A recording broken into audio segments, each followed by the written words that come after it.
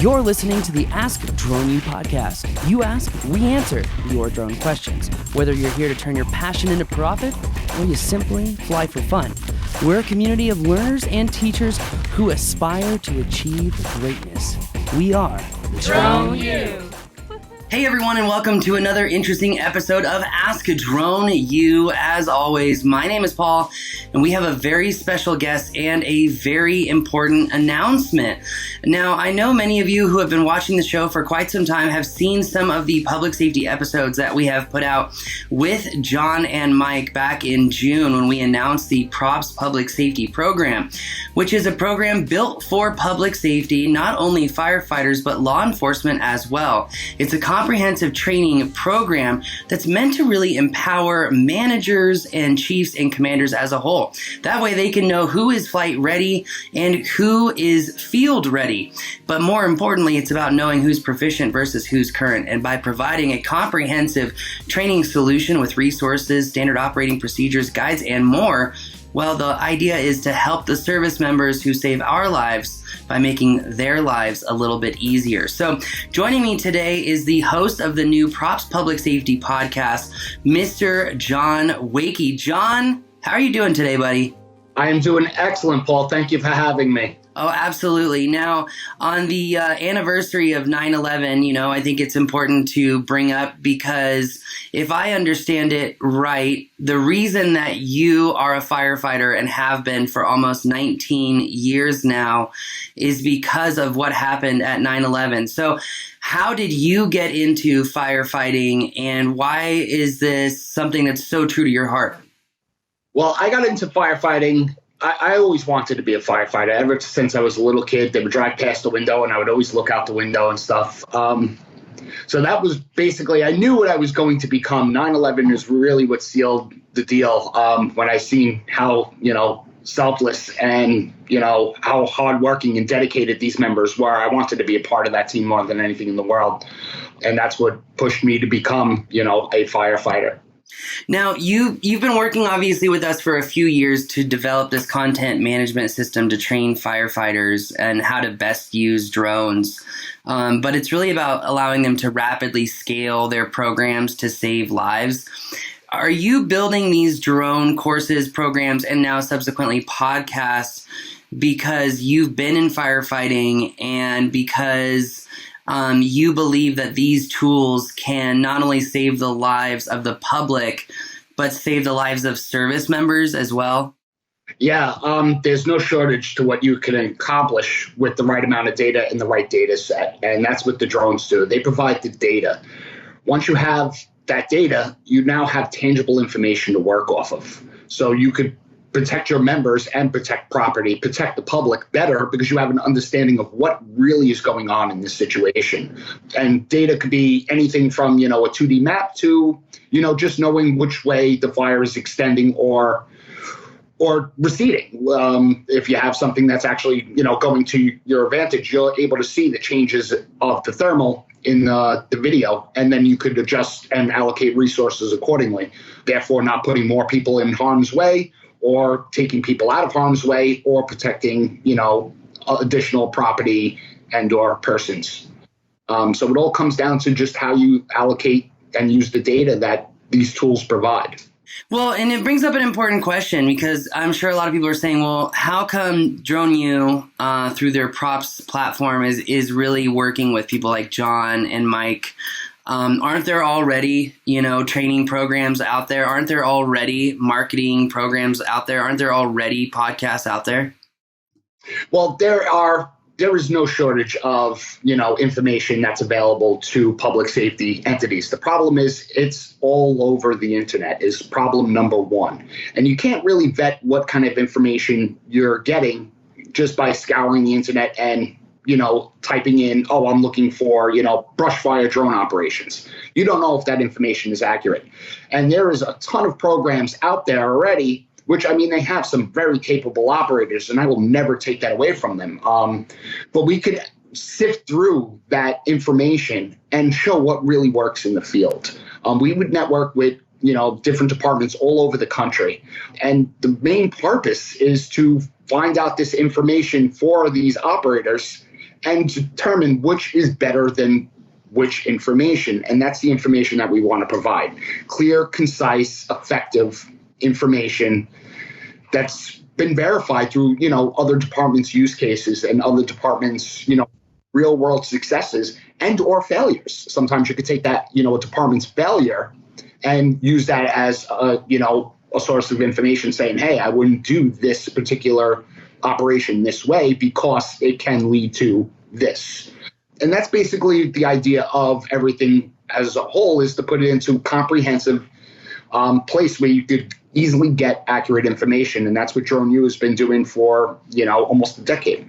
So if I understand it right, you're saying that a lot of the information out there is kind of all over the place. It's not really organized. It's not really clear, the source, and if this information is coming from a place of experience, meaning these are things that they've done in the field. But on top of that, you bring up that, sometimes we can learn from others' failures. I mean, if our listeners remember when we had PJ Kirkpatrick on the show, and we were talking about search and rescue, and he was like, look, I don't want to come on the show and say I know what I'm doing. I learned this from failing. I learned this from searching for an individual for a while, and then we popped up a drone, ran an autonomous mission, ran the information through the software, and found the body. I think we can learn more from failure. And I think you hit a lot of important points, right? The whole idea of getting good information is that it's, one, born from experience, two, it's organized, it's palpable, it's retainable. Because one thing that I've learned here at Drone U over the course of the last 10 years is that you may know the content really, really well. But do you understand the educational side of it, the presentation side of it, the ability to create systems, the ability to make content retainable, relatable, engaging? Because there's so many, I'll just say it. We recently were looking at one of our competitors, and they were offering a class in public safety. And as a part of doing my due diligence for you, I wanted to go through that class and what they were doing. And I was flabbergasted at how rudimentary it was. It was literally webinars and some voiceover videos with animation, none of which it was more so like, we got to comply with, FEMA, and we've got to get our 100, 200, and 700. And it's like, okay, everyone knows that. Hey, you've got to work with incident command. It's like, the reason that we birthed or we created Drone U was I was already working for another school teaching people how to fly drones, and I was the only person at the entire university who knew how to fly. And we wanted to create something that would teach people the practical application of this. And that's why we're so excited to work with you, because we have seen these other public safety podcasts. We have seen these other materials, but they're just not born from experience, and they don't contain a lot of practical information. And between you and Mike, you have almost 40 years of experience, probably 10 or 15 of actually using drones. So, I mean, you are the literal source of this information operating in the largest municipal or urban area in the country. And so I feel like what I'm hearing you say is, look, we're doing this, Paul, because one, there is a lot of information out there, but it's all over the place. We want something comprehensive. But it also seems like this is coming right from your heart, because you know what works, you know what doesn't work, and it's time to clear the air and provide that practical insights. Correct. So when we started our department's drone program, there was no information. There was no resources. There was nothing. So we pretty much had to start from the bottom up, building these things. And if you want to talk about failures, there was more failures than there were successes in the beginning, because there was no information. There was no comprehensive solution to kind of guide you down this path, systematically say, this is how you get from point A to point B. So with no resources, no guidelines, there was no training of any kind. We weren't sure if we were going to even operate under Part 107 or operate under RCOA at certain points. And then I don't even want to get into the legal hurdles of everything. But once we got everything established and we started, making progress, it's an uphill battle, then we were able to say, all right, well, this works. Well, this training does not work. This works. Well, this does not work. And it's that education of, trial and error that really we brought into the props program. The one thing is to have everything in a comprehensive, easy to follow, simple solution that brings you from point A to point B, which is your end goal is a fully functioning, program. And you could start with scratch. You don't need any existing, stuff. You just need the members that are willing to go through the props program. And then once we have them in there, we can transform anybody that comes through that program, into viable pilots. And that is the end goal, is to make sure not only that they know how to operate and utilize a drone, but what to do with the deliverables they attain, the data sets, and how do they get that information that they're possessing out so it's used to save the lives of, people, and more importantly, to protect their members that are operating. Yeah, which is a whole nother issue in itself with the CGIS compliance and whatnot. So, okay, so we're here to announce this new podcast to kind of that augments the props public safety course, or courses, I really should say, because it's a navigation through a bunch of courses that covers more information than I even knew existed for firefighting, EMS, public safety as a whole, really. But help us understand this podcast that you're about to launch. It's going to be an offshoot of Ask Drone U, props public safety. Hopefully in time we do some other props kind of stuff, but help us understand what is going to be covered on this show. What is it going to go over, and who is it really tailored for? It's tailored for public safety as a whole. So we're not going to stick to firefighting or law enforcement, disaster management. It's going to encompass every branch of public safety, because that's how you get the most current and valuable information. It's going to outline tips and tricks and probably have procedures and go over when we see failures. We're going to break down why this failure happened. How could it be avoided, and protect, the assets that these entities are buying or purchasing. There's just so much to really go over, but we really want to tailor it to, make it as educational and informative as possible, specifically geared to public safety. So as public safety operators, they operate in a different environment than what traditional drone pilots normally operate. They're normally able to pre-plan their incidents and know where they're going and how they're going to operate, and have pretty much an understanding of a simple operation. Whereas public safety and disaster management, you don't have that luxury. It's, you pull up on scene and you kind of have to figure it out from the very beginning of your mission, where your takeoff points are going to be, where you're going to establish your safe zones, what kind of information are you going to be providing and to whom. And that's where this is going to kind of tailor to. It's going to make these informative decisions and allow public safety operators to think outside the box, which is then going to broaden their horizons and create more successful missions.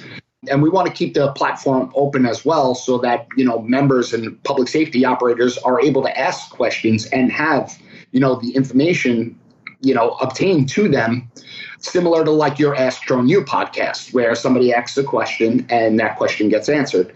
And we want to be able to do the same for the public safety UAS community as well. So that brings up actually a couple of important points. Number one, we are going to have a button where you can ask questions for these experienced public safety officers. I'm not sure what the right vernacular is.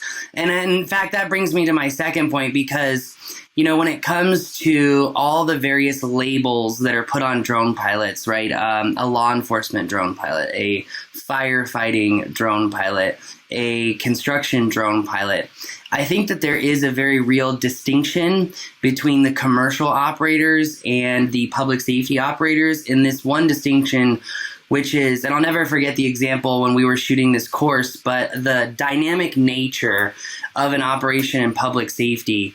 Because, essentially, let's say you got a second or third alarm fire and you've got, multiple hoses into a building. You've got thousands of gallons running out now of the bottom floor of that building onto the road. And what if that's where you took off and that's where your safe zone, as you were talking about it, was located. It seems like these operations in public safety are very different from commercial operations, but I would also argue that the same skills that you need to be a very good commercial drone operator, you would need in public safety as well.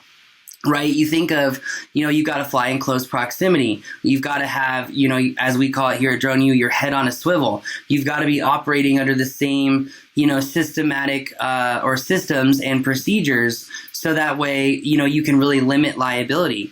I think that while there are many different labels on different kinds of pilots, the amount of skills or the types of skills that you need is the same or similar, but the environment in which that you operate is much more intensive and it's much more dynamic, and you've really got to be on your toes.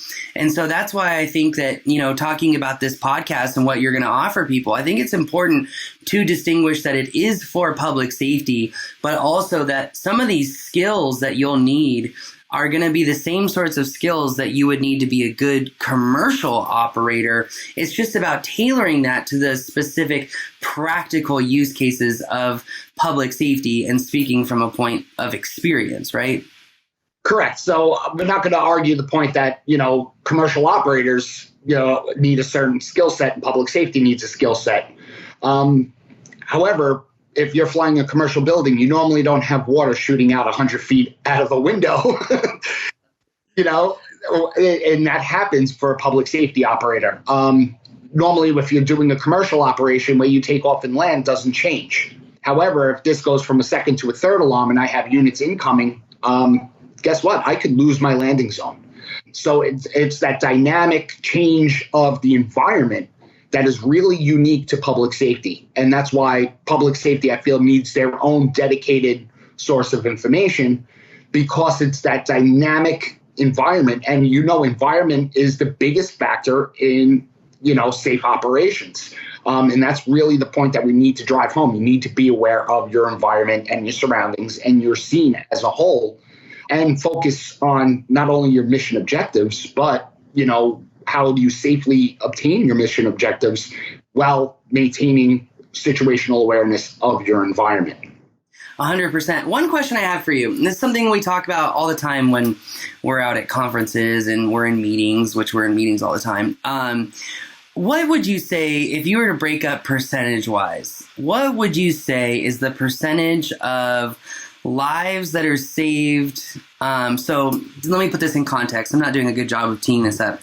In using drones in public safety, what percentage of lives are saved by drones that are civilians, and what percentage of lives are saved that are actually service members? And I ask this question because I know which way you're going to go with this, but I think it's an important point for a lot of public safety to understand, which is drones are not just here to save lives of civilians. They're here to save the lives of service members. And, I give the example of in Las Vegas, they had floods recently. And, there was a particular firefighter who had pulled out a drone with Zoom, and they were looking for a body that had been floating down one of the arroyos, one of the waste management or, water distribution systems that they have in the desert Southwest. And they popped up their drone, and they found multiple other bodies in that one flight and found the guy that they were looking for. And the captain came back and said, "Why didn't you tell us about using this before?" And it seems like that drones really haven't, gotten in they haven't been really understood by command, it seems like, in just which lives are being saved. Because if you've got 3 dead bodies in Arroyo, who are you really trying to save at that point? The people who are already dead, or the people who are trying to get those bodies out of the water system, safely and effectively? So it all comes down to, if you save the firefighter or the police officer, then that scene can be mitigated faster.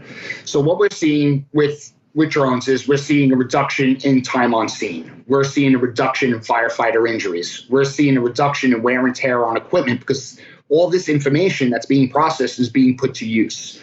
So if we have, a situation that's escalating, they might say, all right, pull all the members off the roof. Let's get some tower ladders in here. like this is it. Now, what you just basically did was pull 6 people off the roof that possibly were in danger of that roof collapsing. Yeah. And then now you're getting tower ladders in there sooner because they see that the extent of this, is beyond, the scope of actual physical, personnel. So just bring in, the heavy guns and get it knocked out. And that reduces time on scene, which reduces wear and tear on firefighters, which is less stress on the heart. When you think about it, if you're standing outside a building and you've got 100 pounds of gear on and it's 100 degrees outside, that's wear and tear on a body that's not normal. But to answer your question, more drones being used to save firefighters, I believe, than actual civilians. Normally, we use the information that's provided by this to aid firefighters in, the rescue or recovery of an individual or a scene. So it more tailors to, most of the drone operations tailor to safety of members. When we have a dive, our scuba team goes down, they have a drone that follows them overhead. Now, this drone obviously cannot save this member that's under the water, but what it can do is mark that person's exact location. So now if there is an issue, and let's say something comes loose and there's a failure of some sort, they don't need to speculate where that individual is. They know exactly where that diver is located, and they could send down a rescue diver directly to that location and be within, 3 feet, which is, if you stand your arms out, on both sides, you could cover a 6-foot circle just by spinning around.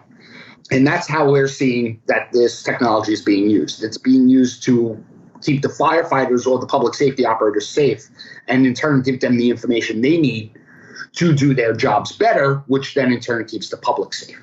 Which I think is a really important point, because at the end of the day, with the shortage of public safety members that we have across the country, if we can make them more efficient and more effective, then at the end of the day, the public is going to be safer as a whole. Correct. And it doesn't, tailor to, just firefighters or, and just think about law enforcement, where some of these towns are actually using drone first responders. So you get reports of, a person outside wielding a machete, we'll say, and then you go over there and he's got a broomstick in his hands. Well, now your officers are a little bit more relaxed. They're approaching the scene a little bit different than what their original report was.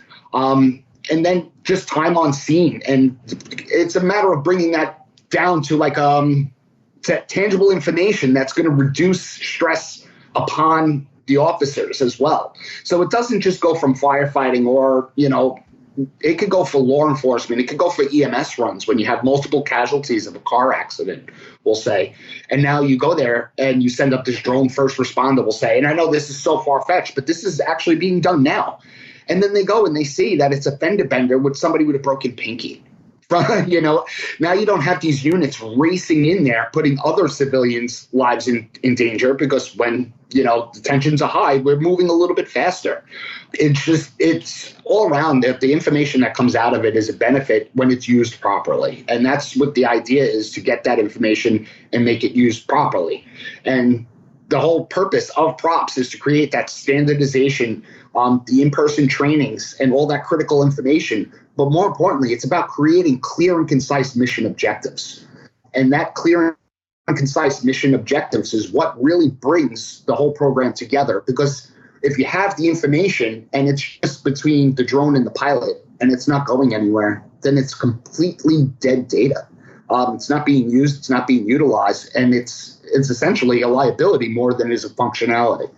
And that's what we see in a lot of programs across the country is, yes, they have a drone operator there, and the drone is, filming this, we'll say, structure fire, but they're not giving the data to the incident commander, who's now able to make tangible, actionable decisions based off of that data.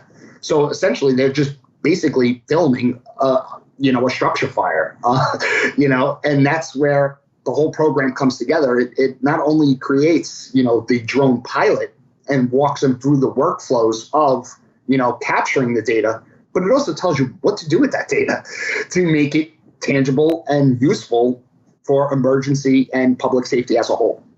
Yeah, and I think that the usage of drones in firefighting is going to be expanding rapidly. I mean, we are already seeing drones.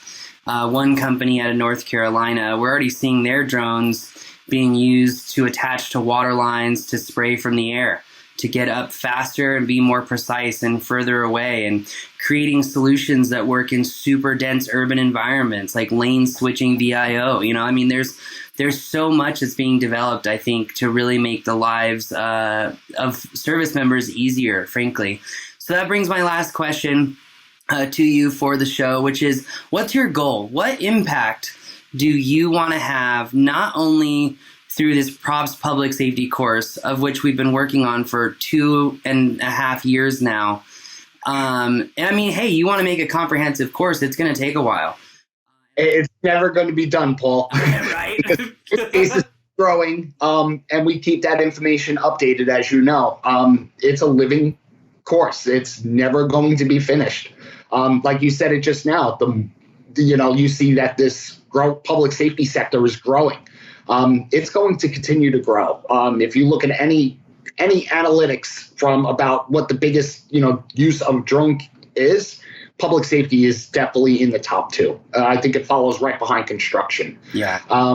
So with that, it's never going to be done. But my goal is, if I could save one firefighter life, then I'm happy. That is my goal. And I know that is going to happen with the use of drone technology, if that data is implemented in the right direction. And it would be an incredible achievement for me. However, I feel that just having drones in the air is going to save a hell of a lot more than one firefighter life.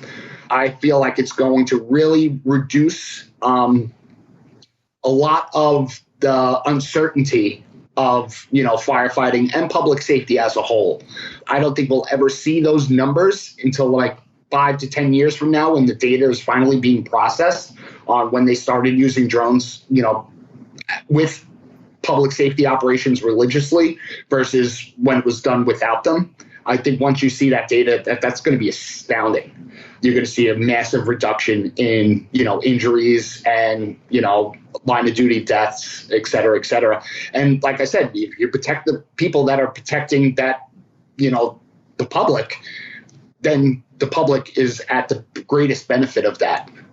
Well, I mean, you also think of protecting, service members from what I would call the black swan, which is what I've been learning about firefighters, is their biggest killer is actually cancer. It's like what you breathe in, and with all of these homes burning and all these chemicals and solvents and whatnot, it's the black swan that you truly have to worry about. And if we can put hazmat sensors on drones and send them in instead of a person, we may not know the impact of that for 20-ish years. So let me ask you this. I wanted to ask you a question that I thought would really resonate with people, and I've kind of been struggling to come up with something. And as I sat here, I came up with something.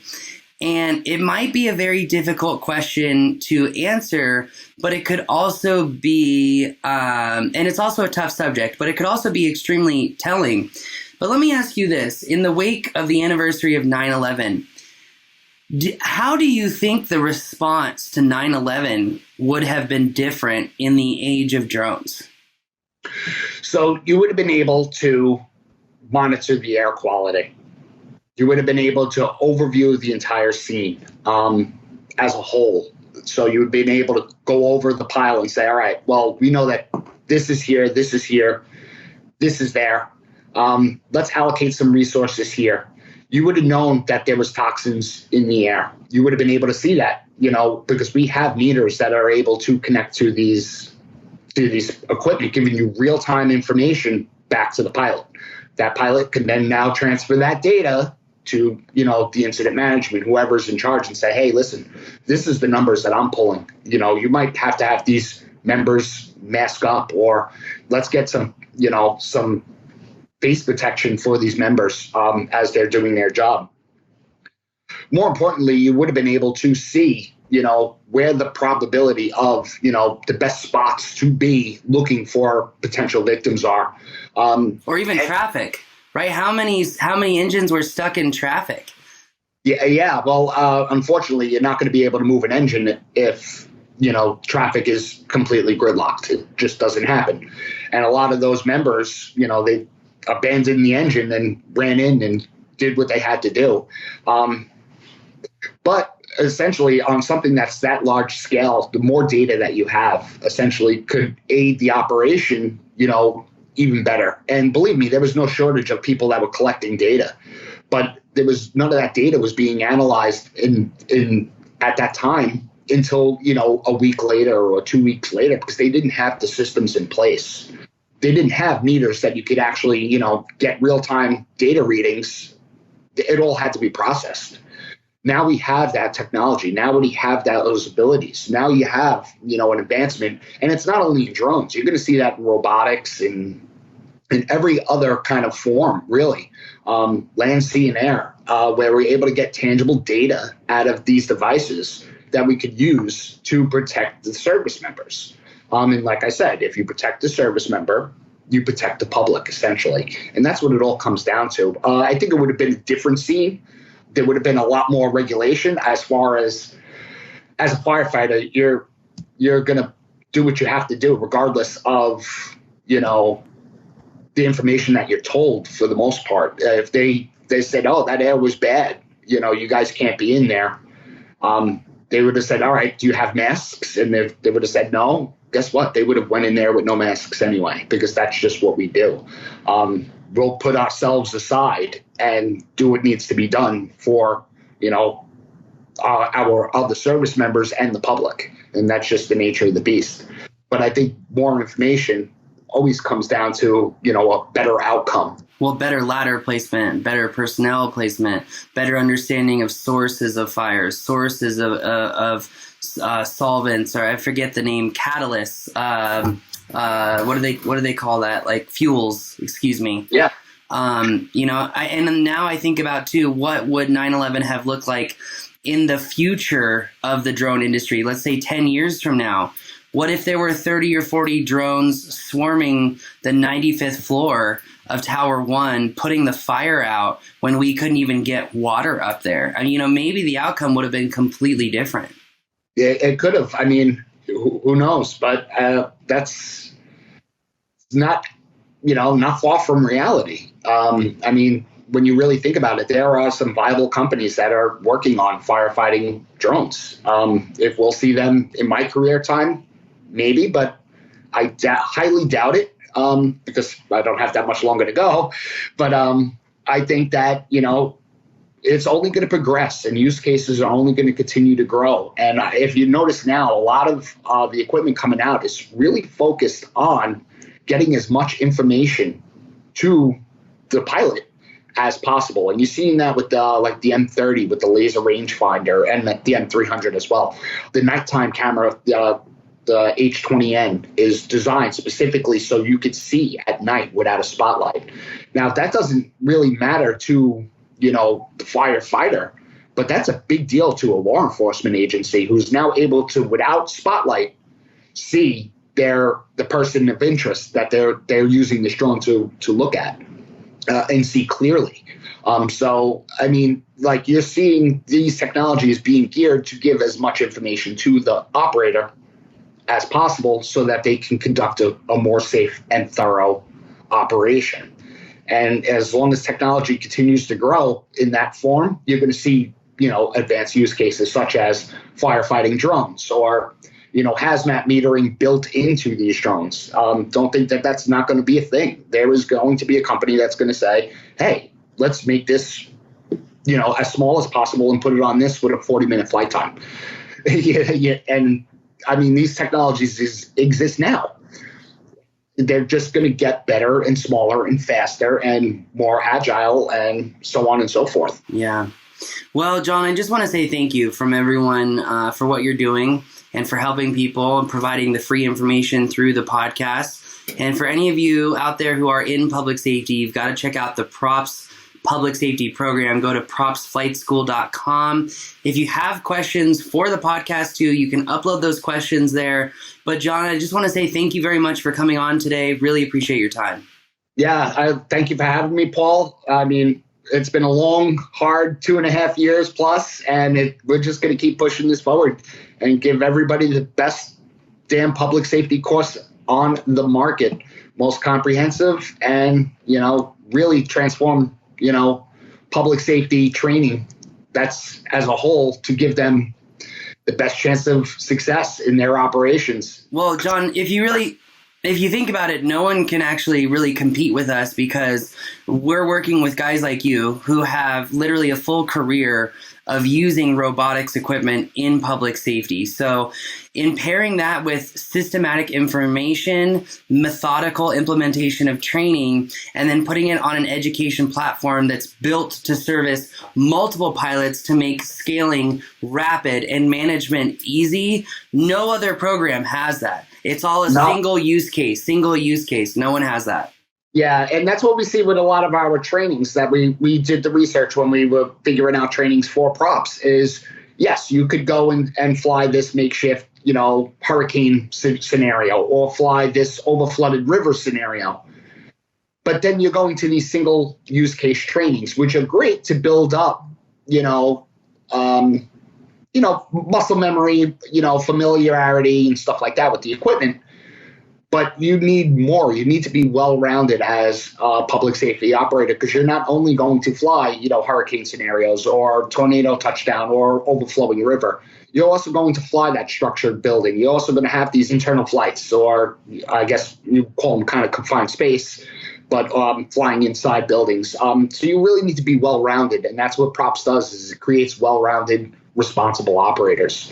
And it gives them, like I said, the main objective is the clear and concise mission objectives. Without mission objectives, you're going to start going off on tangents.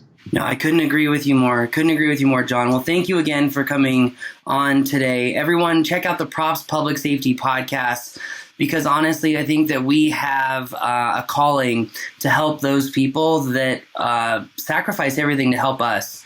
In a time when we're so divided, these people don't ask questions. They just help us. So maybe it's time that we help them in return. John, thank you again for joining me. I do appreciate it. And if you have a question, go to that propsflightschool.com, click public safety, and you can ask John and Mike a question directly and get that answer. That's going to do it for us today. For those of you who are wondering about the Props Enterprise platform from DroneU, we've done shows on this before. You've got to check it out. You don't want to miss it. There is no competition. Thanks again for joining us on another edition of Ask Drone U. My name is Paul, and we'll see you next time.